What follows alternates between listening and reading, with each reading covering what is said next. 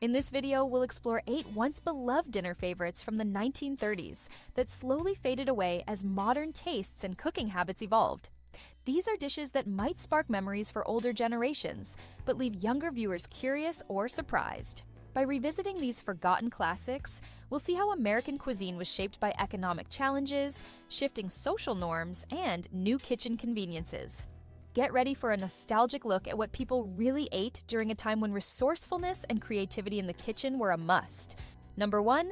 Calf's brain fritters. This dish might sound off-putting today, but during the 1930s, people didn't waste any part of the animal if they could help it. Times were tough for many Americans, so folks turned to recipes that made use of cheaper cuts like brain, tongue, or organ meat. Calf's brain fritters were often breaded, fried, and served with a side of gravy or a tangy sauce. Back then, recipes like this appeared in numerous cookbooks, newspaper ads, and even on early radio cooking shows. The idea was to stretch resources as much as possible, especially during the Great Depression, and these fritters offered protein without breaking the bank. However, as the economy improved in the 1940s and 1950s, mainstream tastes shifted, partly due to changing social norms and growing prosperity.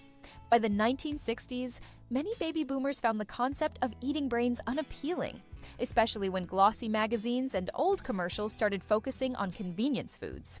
The rise of TV dinners in the 1950s and 1960s also contributed to simpler meal ideas that could be popped into an oven, making something like calf's brain fritters seem too labor-intensive and, frankly, a bit outdated.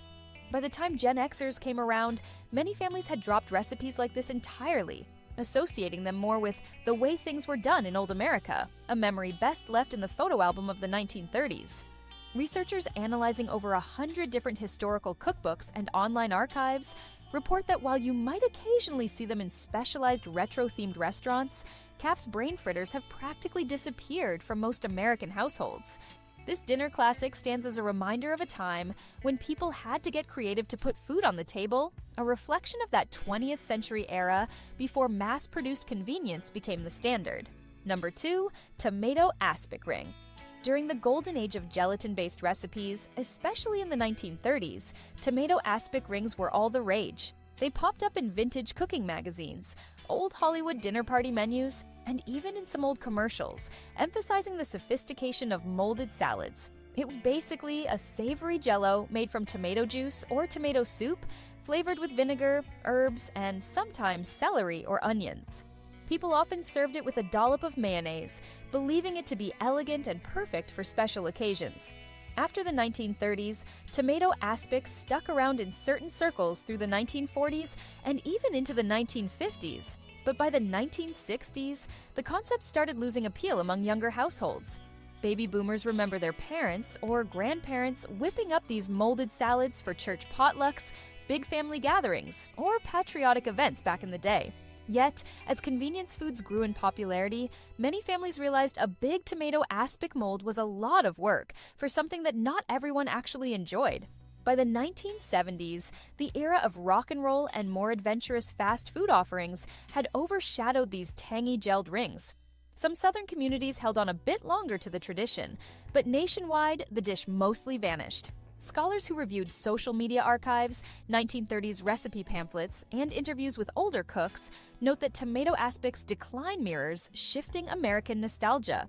Younger generations found it too fussy, too weird, and too old-fashioned. While you might still see references to it in retro cooking segments on YouTube or find some references in museum exhibits about 20th century cuisine, it's largely a forgotten dinner classic from the era before post-war abundance changed everyone's eating habits. Number 3. Mulligan stew. This humble meal dates back well before the 1930s, but it truly became a dinnertime staple during that decade when traveling laborers, or hobos, would gather whatever ingredients they could find. Maybe a few potatoes, some onions, carrots, bits of meat, and toss it all into a single pot. The stew became synonymous with hard times and resourcefulness, a reminder of how Americans coped with scarcity. Although Mulligan stew persisted into the 1940s and sometimes popped up in 1950s potluck traditions, it began to lose its place once grocery stores started offering a greater variety of packaged mixes and canned soups. By the 1960s and 1970s, with America during the 1970s undergoing shifts in culinary preferences, many families opted for quicker, more modern-looking meals. Advertising campaigns for processed foods and the booming fast food culture changed how dinner was prepared. Baby boomers and Gen X might have heard stories about their grandparents making Mulligan stew, but fewer people actually cooked it. These days, it might show up in old movies or vintage recipe books that highlight the memories of old America, but you're unlikely to spot it in a typical modern restaurant or even on a standard family menu. Researchers have tracked references to Mulligan stew across more than 100 online archives, noticing a big drop by the 1980s as consumer trends shifted. A few old-fashioned diners might still serve their own twist on it, but it's largely fallen off the culinary radar, replaced by simpler soup-based dinners or quick instant meals. Number 4. Liver loaf with hard-boiled eggs. Loaves made from organ meats, especially liver, were incredibly popular in the early 20th century, from the 1920s through the 1930s. Liver loaf involved grinding liver together with breadcrumbs, spices, and sometimes even oatmeal, then baking it in a loaf pan with hard-boiled eggs in the middle. Slices of this loaf, showing that cross-section of egg, were considered fancy, maybe something you'd see in an old Hollywood dinner spread. People in that era were looking for inexpensive proteins that still felt substantial. By the 1940s, organ meats were still considered a cheap protein source, and you could see them promoted in old commercials that framed them as healthy and full of vitamins. Moving into the 1950s and 1960s, more households had access to a variety of meats thanks to improved refrigeration, better shipping, and more supermarkets. This shifted tastes away from old-school dishes made of liver or other organ meats. While baby boomers may recall a few relatives who insisted it was a nostalgic treat, the majority of folks found the taste and texture unappealing. Gen Xers often grew up never even hearing about it unless they stumbled upon references in a vintage cookbook or a 1930s-era photo album.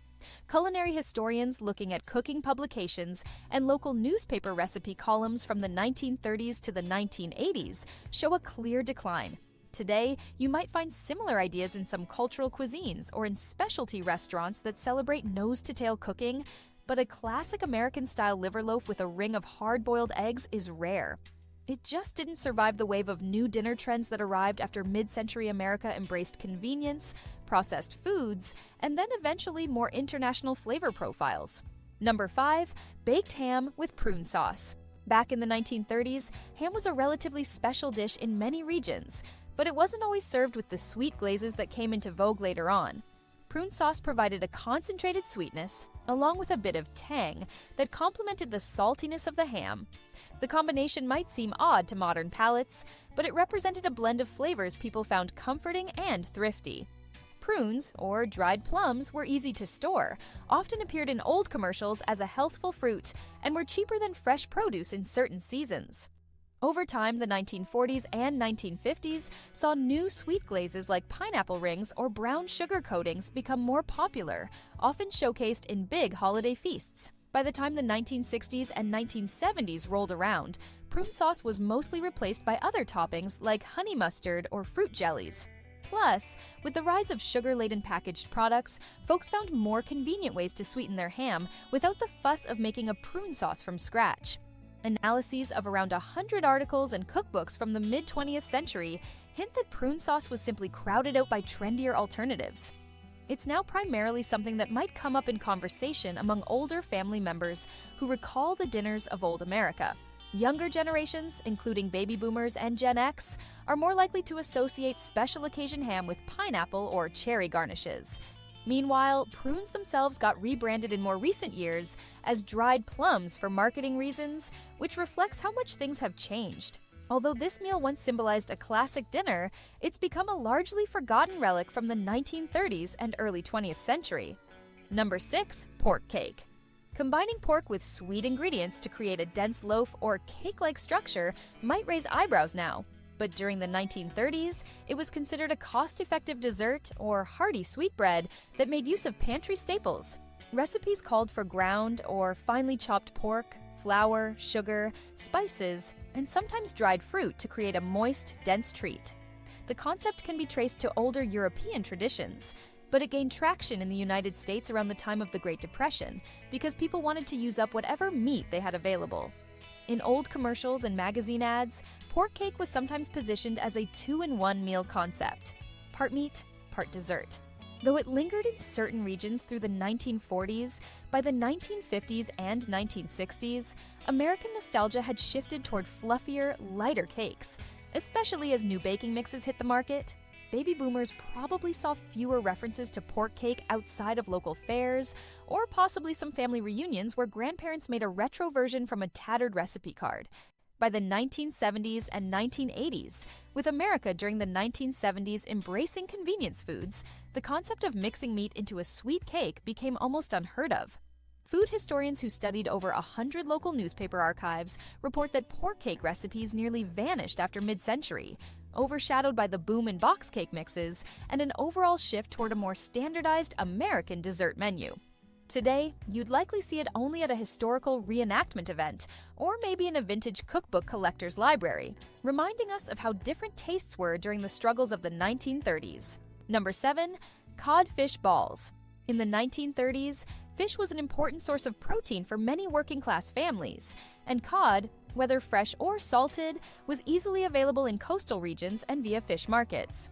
Codfish balls, often made by mixing cooked or canned cod with mashed potatoes, seasonings, and sometimes onions, were shaped into spheres or patties and then fried. This was considered a cheap way to stretch a small amount of fish, and it appeared in old movies and old commercials, highlighting how to feed your family on a budget. In the 1940s, similar dishes remained popular, as rationing during World War II pushed Americans to look for alternative proteins. Moving into the 1950s and 1960s, many baby boomers recall seeing canned codfish or codfish ball mixes on supermarket shelves, but the surge in processed seafood products like fish sticks and frozen fillets eventually bumped codfish balls out of the spotlight. By the 1970s and 1980s, the convenience of fish sticks resonated more with busy households. Gen X kids grew up in an era dominated by quick frozen meals, and codfish balls sounded like something from a vintage black and white cooking show. In analyzing internet search trends and scanning a broad collection of mid-century recipe books, modern researchers have found that references to codfish balls greatly declined after the 1960s. Today, you might see them in certain regions or in nostalgic references to vintage American cuisine, but they're no longer a standard part of the dinner rotation. They stand as another example of how old America relied on practical, frugal dishes that have since fallen by the wayside. Number 8. Rabbit pie. During the 1930s, rabbit was a fairly common meat in certain rural parts of the country. Many families raised rabbits or hunted them, so incorporating rabbit into pies, stews, or roasts was an easy way to get protein on the dinner table. Rabbit pie often resembled a chicken pot pie, with vegetables like carrots, peas, and onions cooked in a gravy, then covered by a pastry crust.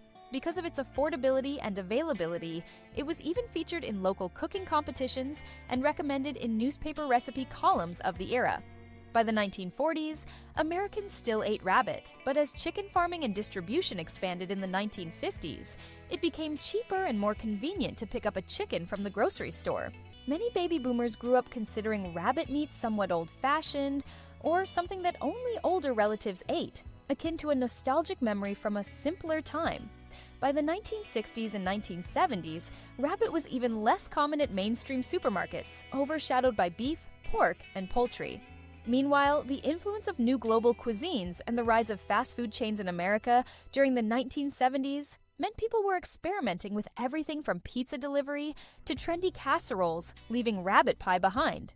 Studies of historical recipe pamphlets and old cooking magazines indicate that while rabbit dishes were once a go-to choice for frugal families, they rarely appear in modern American cookbooks or weeknight dinner plans.